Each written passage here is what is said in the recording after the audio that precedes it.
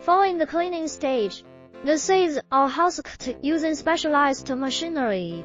The hulling process separates the outer shell from the kernel, which contains the majority of the oil. After husking, the kernels undergo flaking to increase their surface area. The next crucial component is the screw press or expeller, where the actual extraction of oil occurs.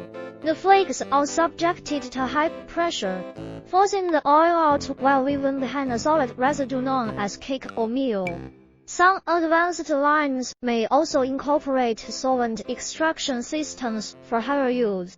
After extraction, the crude oil needs refining. A typical refining section includes degumming, neutralization, bleaching, and deodorization units.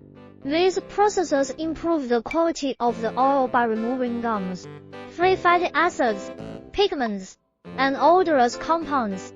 Finally, supporting equipment such as conveyors, elevators, and storage tanks ensure smooth material flow throughout the production line.